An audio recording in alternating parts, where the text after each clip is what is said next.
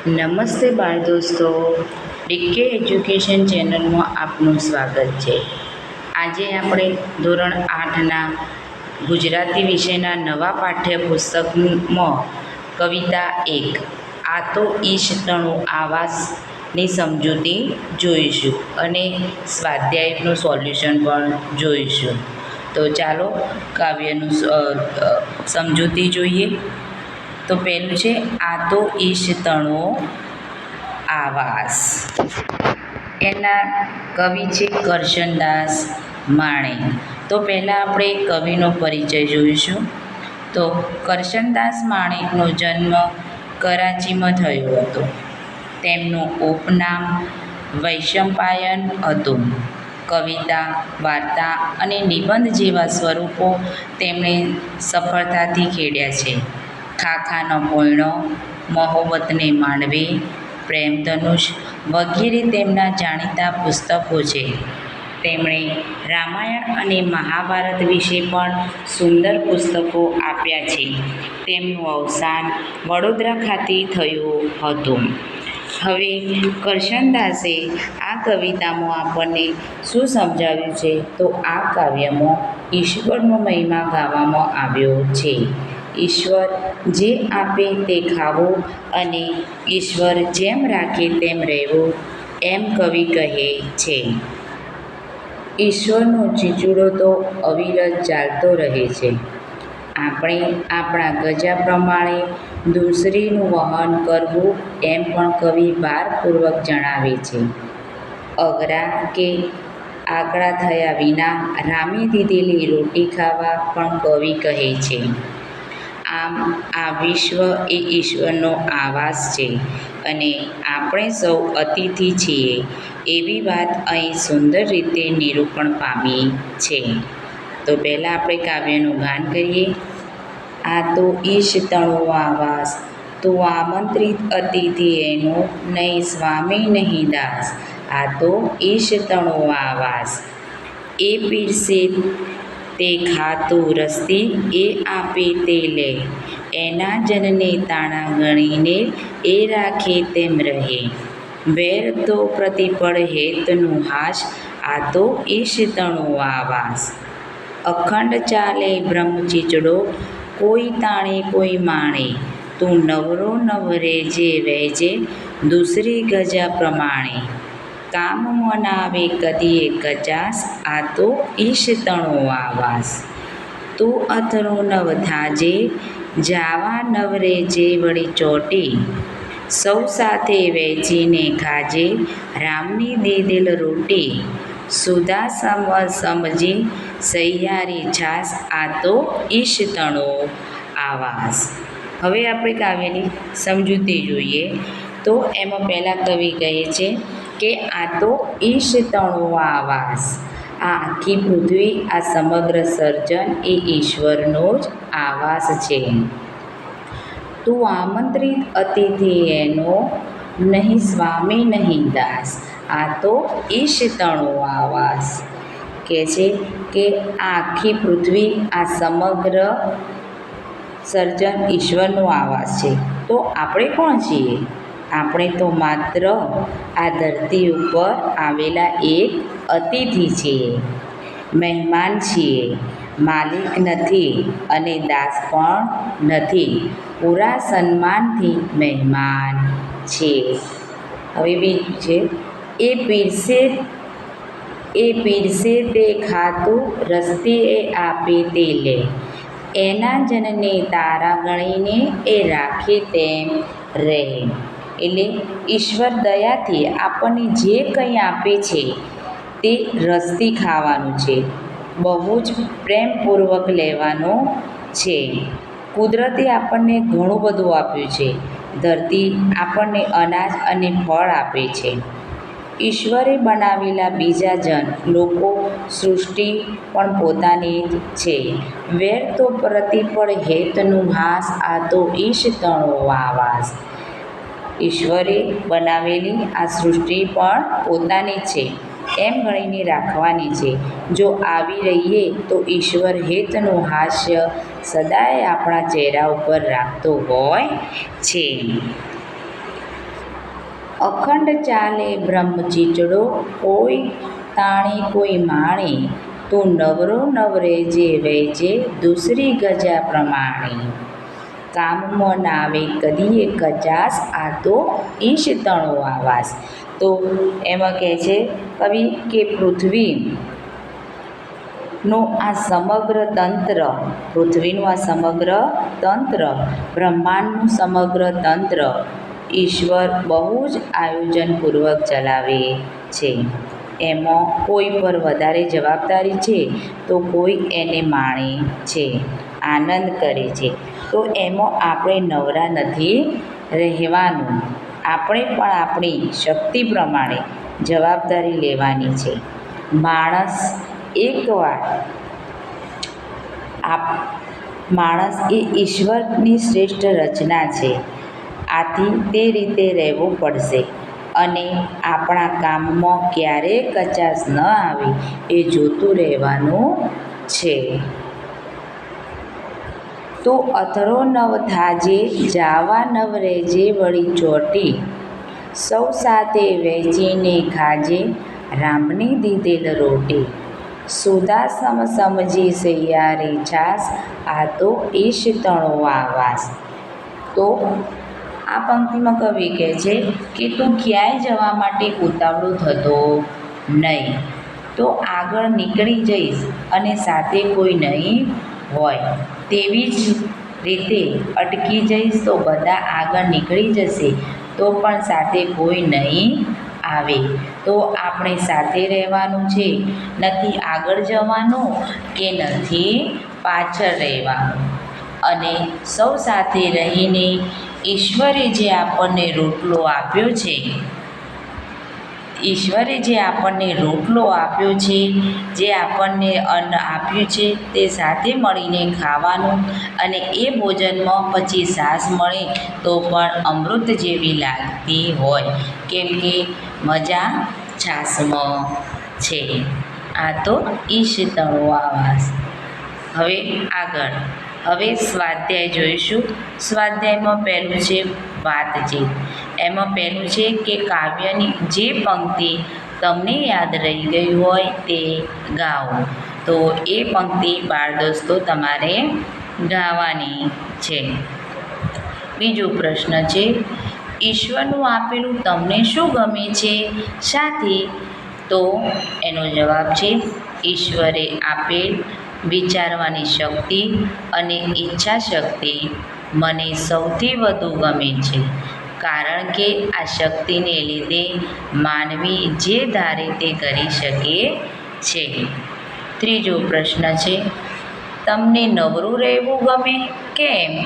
તો મને નવરું રહેવું નથી ગમતું, કેમ કે નવરા રહેવાથી જરૂરી વિચારો મગજમાં આવ્યા કરે છે અને શરીરમાં આળસ ભરાઈ જાય છે. ચોથો પ્રશ્ન છે, નવરાશના સમયમાં તમને શું શું કરવું ગમે? તો જવાબ, નવરાશના સમયમાં મને પુસ્તક વાંચન કરવું અને ગીત સાંભળવા ગમે. આ ઉપરાંત મને બહાર રમવા જવું પણ ગમે. પાંચમો પ્રશ્ન, તમે મિત્રો સાથે શું શું વહેંચીને ખાઓ છો?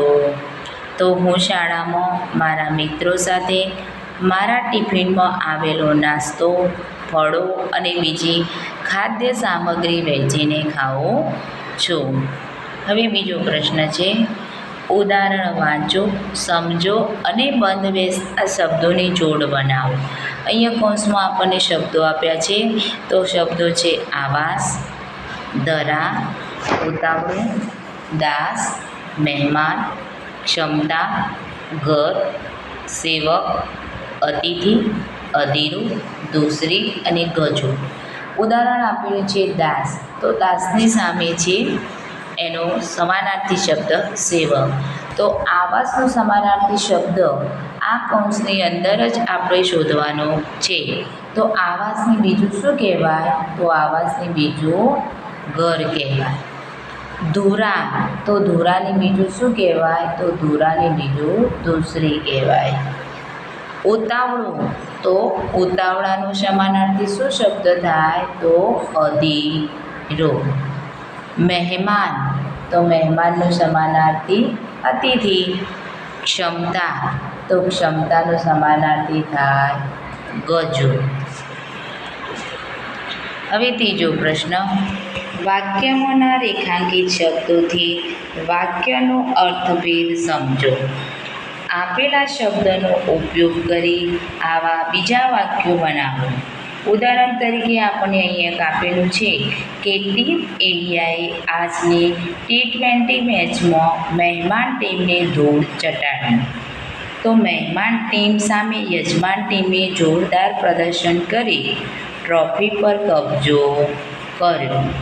એના ઉપરથી બીજું વાક્ય બનાવ્યું છે કે મહેમાન ટીમ સામે યજમાન ટીમે જોરદાર પ્રદર્શન કરી ટ્રોફી પર કબજો કર્યો.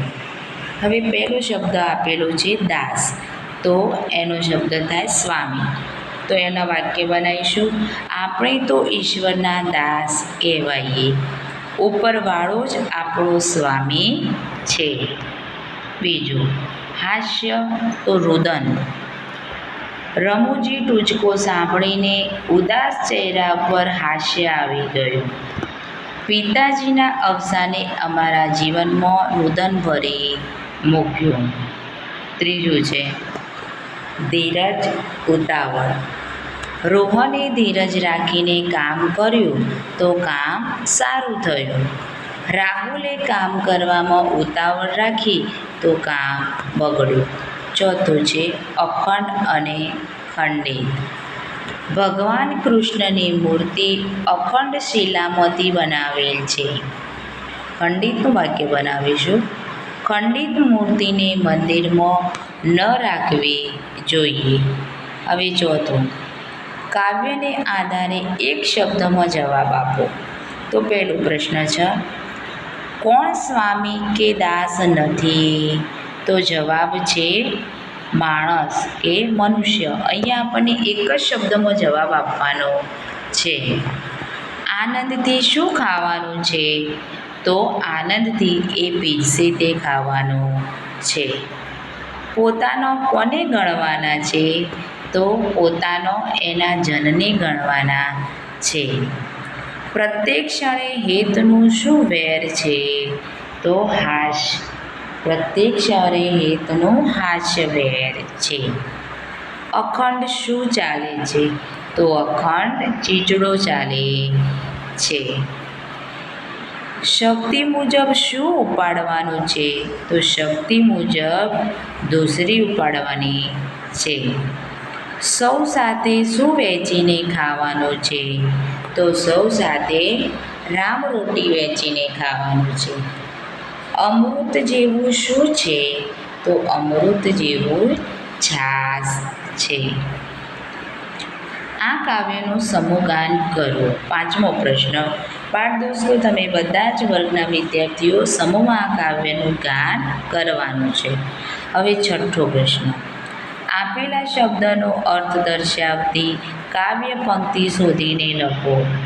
ઉદાહરણ તરીકે જગત, તો આ તો ઈશતણો આવાસ. પહેલું છે સંતોષ, તો એના માટે અહીંયા કાવ્યમાં કઈ પંક્તિ આપેલી છે? તો એ પીરસે તે ખા, તું રસતી એ આપી તે લે. બીજું છે સંભવા, એના જનને તાળા ગણીને એ રાખે તેમ રહે. ત્રીજું છે પ્રવૃત્ત, તો નવરો નવ રહેજે વહેજે. ચોથું છે ધીરજ, તો અથરો નવ થાજે જાવા નવ રહેજે વળી ચોટી. સમ, સૌ સાથે વહેંચીને ખાજે રામને દીધેલ રોટી. સાતમો, આપેલા ભાવાર્થને લાગુ પડતી પંક્તિ કાવ્યમાંથી શોધીને લખો. પહેલું છે તું એનો આમંત્રેલ મહેમાન છે, તો એની કવિતા છે, કાવ્ય ભાવાર્થ લખવાનું છે. તો આમંત્રિત અતિથિ એનું. આ તો ઈશ્વરનું ઘર છે, તો એમાં કાવ્ય પંક્તિ છે આ તો ઈશતણો આવાસ. એના માણસોને તું પોતાના સમજ, એના જનને તારા ગણીને એ રાખે તેમ રહે. તું હંમેશા કામ કરતો રહેજે, તું નવરો નવ રહેજે વહેજે. 5મો, કામમાં કોઈ કસર ન આવવી જોઈએ, કામમાં નાવે કદીએ કચાશ. હવે 8મો પ્રશ્ન, પ્રશ્નોના જવાબ લખો. પહેલો પ્રશ્ન છે, ઈશતણો આવાસ શાને કયો હશે? શાથી? તો કવિએ આ વિશ્વને ઈશતણો આવાસ કયો છે, કારણ કે આ સમગ્ર આખો બ્રહ્માંડ એનું જ સર્જન છે. આ વિશ્વમાં રહેતા તમામ પ્રાણીઓ મહેમાન છે. આ વિશ્વમાં આપણે ઈશ્વરની ઈચ્છા મુજબ જ રહીએ છીએ. આપે તે ખાઈએ અને એ રાખે તેમ રહીએ. બીજો પ્રશ્ન છે, ઈશ્વરની કઈ કૃપાની વાત કરી છે? તો ઈશ્વર પોતાની આ દુનિયામાં આપણને એક મહેમાન તરીકે રહેવા દે છે. એ આપણને ખોરાક આપે છે. આપણે નથી અહીંના માલિક કે નથી દાસ, છતાં પણ આપણને આ દુનિયામાં રહેવા દે છે. આપણી જરૂરિયાતો પણ પૂરી કરે છે. આ રીતે ઈશ્વર આપણી ઉપર અનેક પ્રકારની કૃપા કરે છે. ત્રીજો પ્રશ્ન, ઈશ્વર પીરસે તે રસથી ખાવાનું શાથી કહ્યું હશે? તો ઈશ્વર પીરસે તે રસથી ખાવાનું એટલા માટે કહ્યું છે કે ઈશ્વર આપણી મહેનત અને કર્મના આધારે જે આપણા ભાગ્યમાં લખ્યું છે તે મુજબ આપણને આપે છે, જે આપણા માટે યોગ્ય જ હોય છે, અને તેમાં જ આપણે સંતોષ માનવો જોઈએ. ચોથો પ્રશ્ન, કામ કરવા બાબતે શું કહ્યું છે? તો કાવ્યમાં કામ કરવા બાબતે કહેવામાં આવ્યું છે કે તું નિરંતર કામ કરતો રહે, કોઈ પણ કામમાં આળસ ન કરવી અને કામમાં કચાશ પણ ન રાખવી. 5મું, વહેંચીને ખાવાનું શાથી કહ્યું હશે? ઈશ્વરે આપેલું ભોજન સૌ સાથે વહેંચીને ખાવાની વાત કરવામાં આવી છે, કારણ કે એકલા ખાવા કરતાં બધા સાથે મળીને ખાવાનો આનંદ કંઈક અલગ જ હોય છે. વળી કોઈ ગરીબ કે ભૂખ્યાની પણ એમાં ભૂખ સંતોષાય છે. સૌ સાથે ભેગા મળીને ખાવાથી છાશ જેવું સામાન્ય પીણું પણ અમૃત જેવું લાગે છે, અને સાથે મળીને ખાવાથી ભાઈચારો પણ વધે છે. છાશને સુધા જેવી કેમ કહી હશે? છાશને સુધા જેવી એટલા માટે કહી છે કારણ કે તે અમૃત સમાન છે, જે જીવન આપે છે અને તૃપ્તિનો અનુભવ કરાવે છે. 9મો પ્રશ્ન, કવિતાને આગળ વધારો, સ્વરચિત પંક્તિઓ લખો. તો આ તો ઈશતણો આવાસ, આપણે જાતે કવિતાનો પંક્તિઓ બનાવવાની છે. તો કણ કણમાં એનો વાસ, એની કૃપાથી મળ્યો છે દરેક શ્વાસ. બાળ દોસ્તો, તમે તમારી રીતે પણ બનાવી શકો છો. તો નવરો નવ રહેજે વહેજે, પ્રેમથી સૌને ભેટી લેજે, જીવનમાં આનંદ ભરજે. નમસ્તે. જો આ વિડીયો તમને પસંદ આવ્યો હોય તો તેને લાઈક, શેર અને સબસ્ક્રાઈબ કરવાનું ભૂલતા નહીં.